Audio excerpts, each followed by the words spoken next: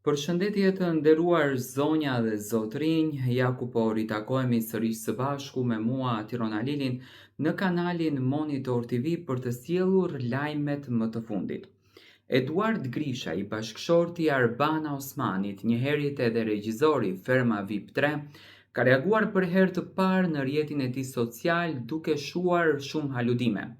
Në fakt, ai ka thënë që Olën nuk e ka kushërir, por në një intervistë së dhënë vite më parë tek Arjan Çani dhe një kombinimit që Ola ka folë në Fermën VIP, shqiptarët e lidhen që Eduardi është kushëri me Olën sepse vinë edhe nga i njëjti vend, vinë edhe nga Malësia e Madhe.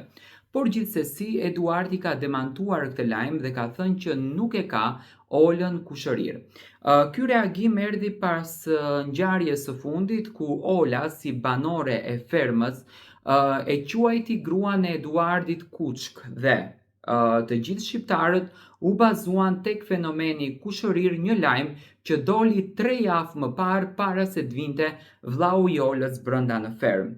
Eduardi, në një fotografi bërë brenda regjisë në Ferma VIP, ka ngjitur një tekst ku shkruan: "Asnjë kushëri, thot, apo kushëriri i im nuk ka qenë, as nuk është edhe nuk do t'jetë pjesë e ndonjë reality show ku unë jam i përfshirë si pjesë e produksionit", thot Eduardi. Fabiolën e kam propozuar unë për Ferma VIP 3, sepse kam vlerësuar energjinë dhe potencialin e saj si vajzë e re që vjen nga Malësia e Madhe. Domethënë, Eduardi e pranon që personi i cili e ka propozuar ka qenë ky, por nuk ka treguar se si e ka njohur dhe se si është lidhja e tyre. Domethënë, ai ka thënë që nuk e kam kushërir, por nuk tregon se si e njeh. Domethënë, nga njihet me Olën, nga ku e ka parë që Ola ka kaq potencial, për shembull për të qenë pjesë e fermës. Nuk jam penduar për këtë zgjedhje. Unë do të vazhdoj të mbështes të rinj nga veriu dhe nga çdo krahin tjetër e Shqipërisë sa herë të kem mundësi, siç e kam bërë më parë në Big Brother dhe tani tek Ferma dhe në projektet e mia personale, si tek filmat apo tek programet e tjera. E duke u rikthyer te rasti i Fabiolës, njerëzit mund të gabojnë. Më thënë, dëgjoni mirë. Për Fabiolën thot, njerëzit mund të gabojnë, sidomos nën presionin emocional dhe në transmetimin live. Do me thënë, Eduardi është munduar që të arsyeton situatën e Fabiolës.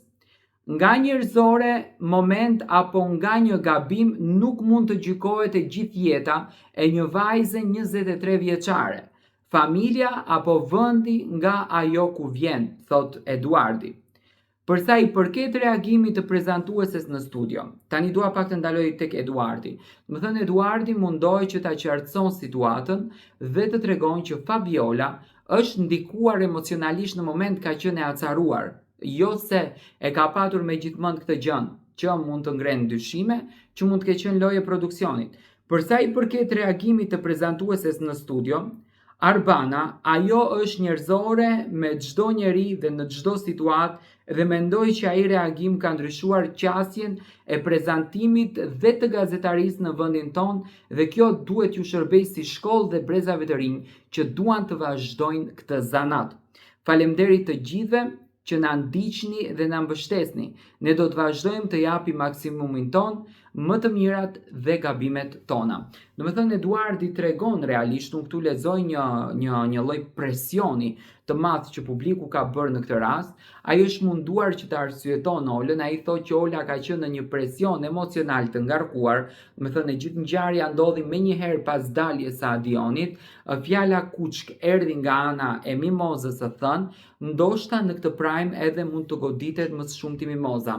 Ky ishte reagimi i Eduardit, këtu përfshirë edhe Arbana, që do të thënë Arbana e ka marrë shumë shtruar këtë situatë.